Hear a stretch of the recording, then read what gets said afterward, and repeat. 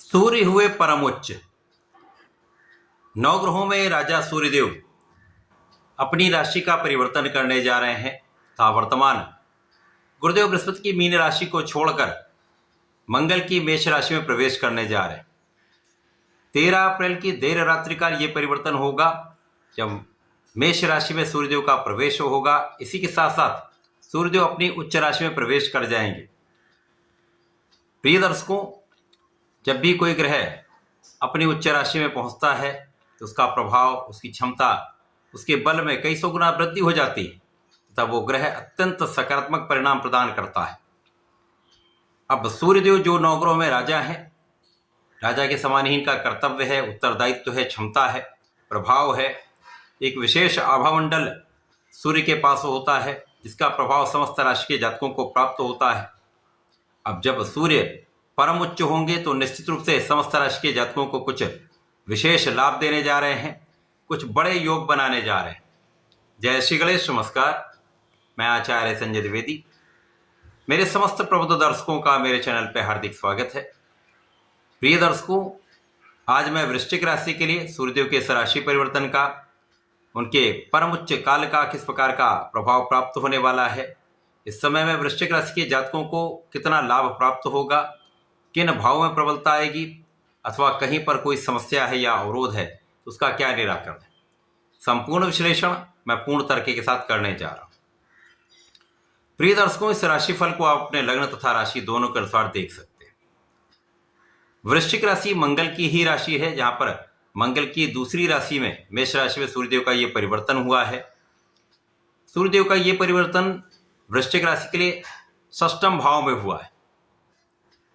अब षष्ठम भाव जो कि तृक भाव कहलाता है, छठा, आठवां, 12वां भाव तृक भाव है, जहां पर समस्त ग्रहों का प्रभाव निर्बल होता है।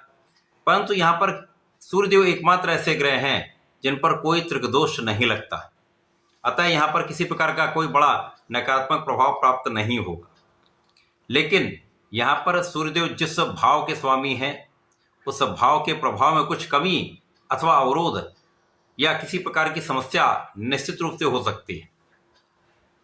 अब सूर्यदेव जो कर्म क्षेत्र के स्वामी होकर षष्ठम भाव में गोचर करेंगे तो कर्म क्षेत्र में कहीं ना कहीं कुछ उतार चढ़ाव की स्थिति बन सकती है अथवा लोगों का कुछ सहयोग कम प्राप्त हो सकता है।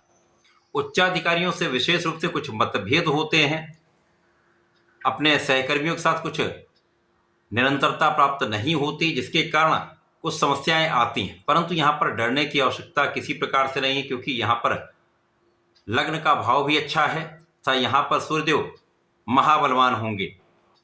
अब जब सूर्यदेव महाबलवान होते हैं, जो कि नेतृत्व के कारक हैं, क्षमता के कारक हैं, सामर्थ्य के कारक हैं, शासन सत्ता राजतंत्र के कारक सूर्यदेव हैं, कॉन्फिडेंस आत्मबल के कारक सूर्यदेव हैं तथा पिता के कारक सूर्यदेव हैं, तो यहाँ पर निश्चित रूप से इन भावों की प्रबलता आपको प्राप्त होगी, जिसके कारण कुछ विषम परिस्थितियों के बाद भी, कुछ उतार चढ़ाव के बाद भी आपके अंदर एक विशेष प्रभाव रहेगा, आपका आत्मबल अच्छा रहेगा तथा आप अपनी क्षमता का संपूर्ण उपयोग करके अपने कार्यक्षेत्र में निरंतरता की प्राप्ति कर पाएंगे।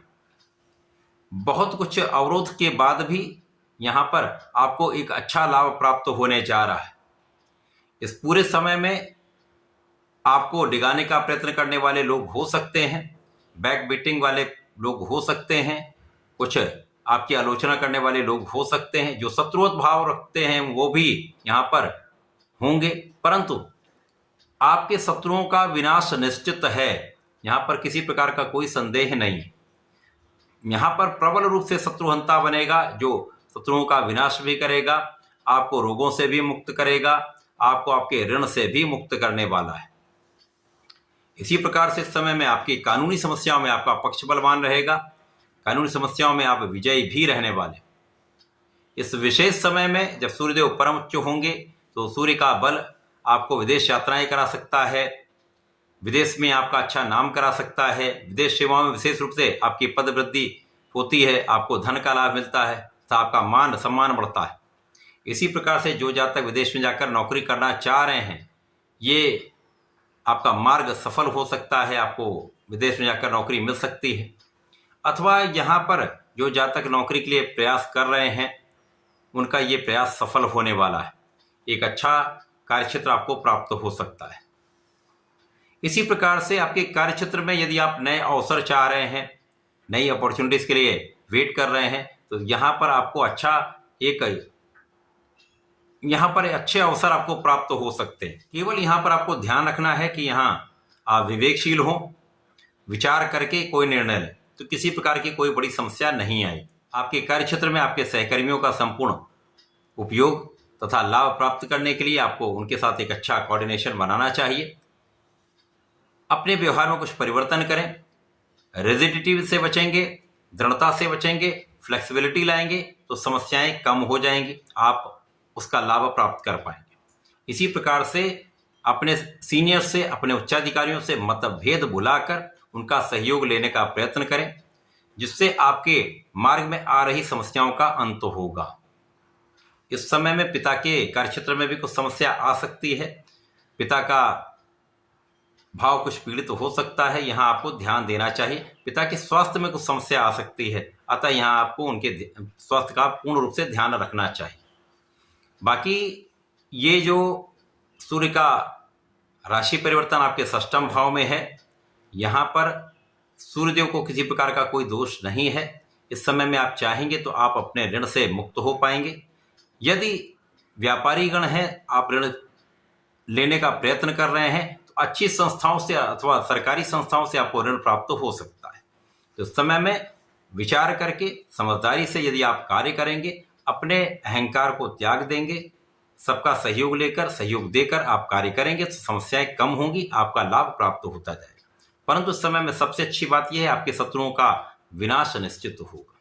इस पूरे समय में आपको नियमित रूप से भगवान सूर्यदेव को जल देना चाहिए।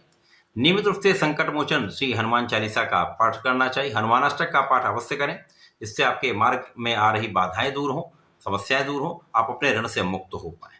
तो ऐसा करके इसका लाभ लें। धन्यवाद, नमस्कार।